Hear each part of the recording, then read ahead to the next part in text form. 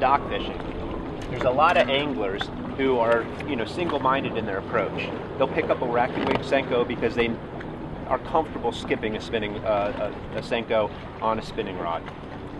They fail to utilize moving baits around docks, and a lot of times that can be the key pattern. In this case, I've got a bladed jig with a Riot Streaker swim bait on the back.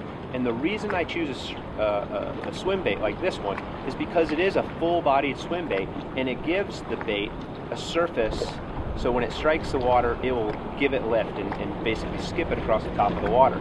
Without a trailer like this one, you're not going to get the same distance in your cast when you skip it. In fact, the chatterbait will actually dig into the water and you won't be able to skip it at all.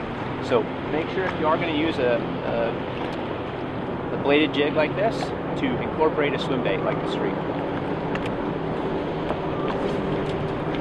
Now, if you notice, I use a sidearm cast, and I keep the rod tip very close to the water, and it's just like skipping a rock.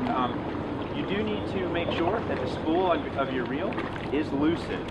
If it is too tight, it'll cause you to have a backlash, and you don't want that. So it's counterintuitive to have the reel loose, but in this case, my Lew's Tournament's speed spool, I've loosened my magnetic spool and the tension knob here quite a bit, so that the lure can just freely pull right off that spool without backlash.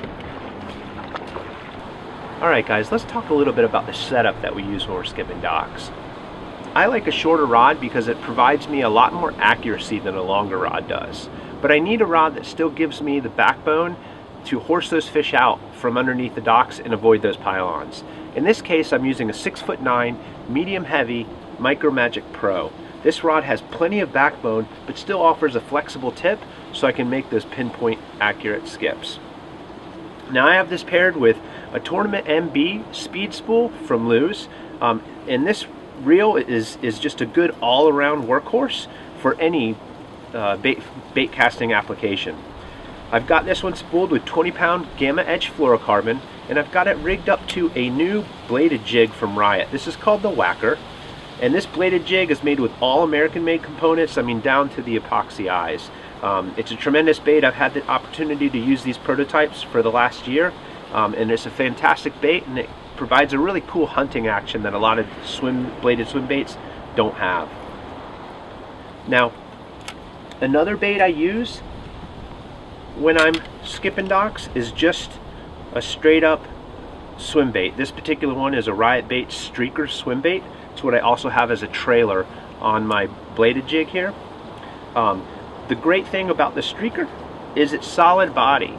Solid bodies are going to provide you with a great flat surface to skip, but in this particular case, the Streaker actually has a ribbed tail, and that ribbed tail is going to give it a lot more action. Now this one's rigged on a 5/0 Gamakatsu screw lock swim bait hook, and you can use whatever brand you like. This happens to be my favorite.